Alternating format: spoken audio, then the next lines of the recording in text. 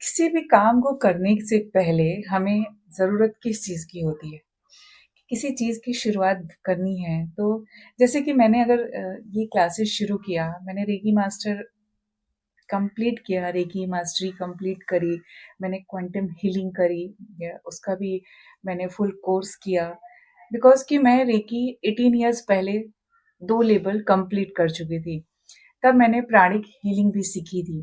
पर मैंने ये नहीं सोचा था, जिस समय इस चीज़ को छोड़ा, ये नहीं सोचा कि इसको मैं इन फ्यूचर कभी भी आगे लेकर पढ़ूँगी एंड प्रोफ़ेशनली इसकी प्रैक्टिस करूँगी।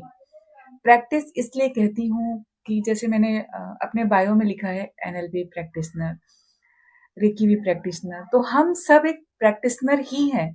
हम लाइफ टाइम सीखते रहते हैं। मैं ये नहीं कह सकती कि वाह मुझे पूरी तरह से आता है, क्योंकि कहीं ना कहीं कुछ चीजें ऐसी होंगी जो मेरे से छूट जाएंगी, और कोशिश नहीं भी करूं तो कुछ ऐसी चीजें होंगी जो उसमें एडिशनली किसी और के पास कुछ और नॉलेज होगा। 8-9 टाइप्स की रेकी होती है, डिफरेंट डिफरेंट तरह की। मैं कौन सी रेकी सीख रही हूँ, मुझे उसके बारे में महारत हासिल है। मैंने अगर प्राणिक हीलिंग, चक्रा हीलिंग सीखी है, तो वो जो 18 इयर्स पहले मैंने सीखी, जिस गुरु से सीखी, वो कुछ और बता रहे थे। आज मॉडिफाई होके शायद कुछ और उसमें ऐड हुआ है। तो कुछ चीज़ें तो बहुत ही बेनिफिट करती हैं आपकी लाइफ में, बहुत फ़ायदा करती हैं कि जब आप सीखे होते हैं और फिर उस पे काम करते हैं। तो पिछले 18 साल से जो एक्सपीरियंस धीरे-धीरे ऐड हो रहा था, वो आज जाके मैं आप लोगों के साथ ऐसे शेयर कर पा रही हूँ। मैं क्लासेस ले पा रही हूँ और मुझे अच्छा लग रहा है। तो जब मैं आप लोगों से कहती हूँ ना कि आप किसी काम को करो, क्योंकि करना इम्पोर्टेंट है, लाइफ में बिज़ी रहना इम्पोर्टेंट है। अब आप किसी काम को कर रहे हो, तो आप बहुत सारी चीज़ें सोच के उसको स्टार्ट करोगे। पर सबसे पहले जो इम्पोर्टेंट है, जो ज़रूरी है, वो क्या है? फर्स्ट थिंग क्या हो सकती है? आप बताइए। तो first thing is our decision, हम क्या डिसीज़न लेते हैं? और जब वो डिसीज़न ले लेते हैं, तब आता है एक डिसिप्लिन, कि हमको इसको सीखना है, उस डिसिप्लिन में जाना है, उतनी ही कंसिस्टेंसी के साथ इसको सीखना है। तो डिसिप्लिन के बाद आ जाती है कंसिस्टेंसी, कि अब हमें लगातार इस पे फोकस करना है, और जब वो कंसिस्टेंसी से हम काम करते हैं, तो देन इट बिकम्स रिजल्ट। तब वो रिजल्ट के जैसे होता है, एंड फिर उसके बाद देन इट बिकम्स आइडेंटिटी, कि आप कुछ कर रहे हैं और वो रिजल्ट ने आपको दुनिया के आगे बताया, या आपको खुद को बताया कि आप ये कर सकते हो। आपकी एक आइडेंटिटी चेंज हो गई। आज मैं रेकी हीलर, पर जब मैंने फर्स्ट और सेकंड लेवल करके छोड़ दिया था, तो मैं खुद को रेकी हीलर नहीं कह सकती थी। पर आज मैंने मास्टर कर लिया, तो मैं रेकी हीलर, मैं एक रेकी मास्टर हूँ। मैं खुद से कॉन्फिडेंट के साथ वो कह सकती हूँ। मेरी आइडेंटिटी आज के टाइम में एज अ रेकी मास्टर हो गई है। And then it becomes freedom. जब आप उस गोल को अचीव कर लेते हो, आप उस चीज को पा लेते हो, तो आप अपने आप को फ्री महसूस करते हो। आप फ्री होते हो उस काम को करने के लिए। आपके अंदर कोई डर नहीं रहता है। अगर मैंने लाइफ कोच के लिए सेशन अटेंड किया, लाइफ कोच सीखी कि कैसे लाइफ कोच बनते हैं। हर लाइफ कोच जो मेरे मास्टर्स थे, उन्होंने यही बोला कि जब आप माँ होते हैं, तो आप ऑलरेडी एक कोच होते हैं। पर मैं हर टाइम यही अटक जाती थी कि नहीं, मेरे पास वो सर्टिफिकेट नहीं है जिससे कि मैं सबको बता सकूं कि मैं सच में एक लाइफ कोच हूँ।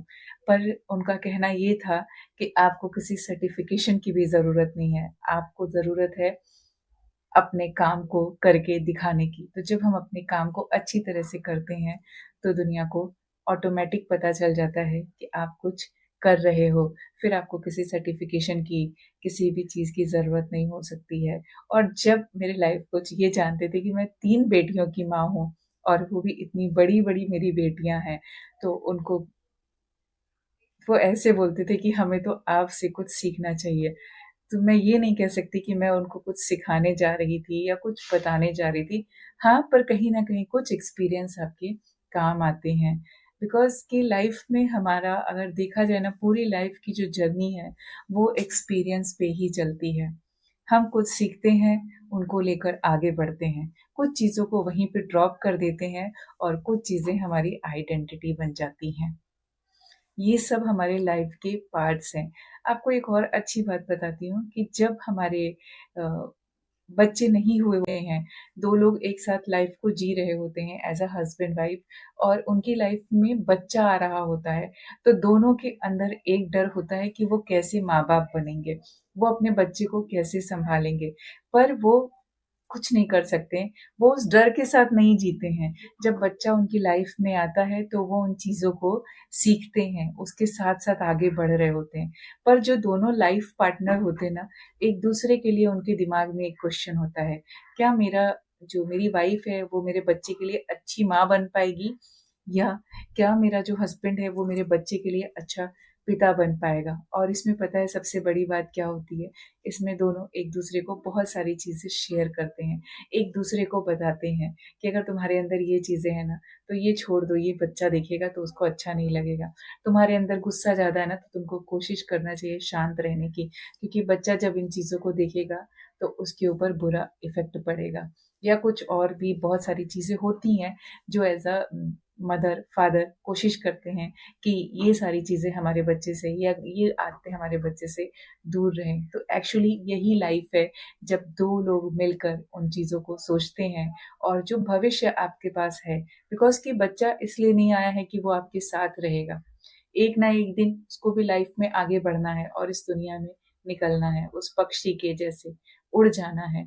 तो आप जब तक वो आपके पास उस नेस्ट में है तो उसको वो सारी चीज़ें सिखाइए, उतना स्ट्रॉन्ग बनाइए, उसको इमोशनली अच्छा करिए, उसको फिज़िकली उसको जो सारी चीज़ें देनी है, वो रूल्स रेगुलेशन या डाँट-डपट या मार-पीट के साथ नहीं होगी। वो सारी चीज़ें आराम से होती हैं और कोशिश कौन करता है? पेरेंट्स।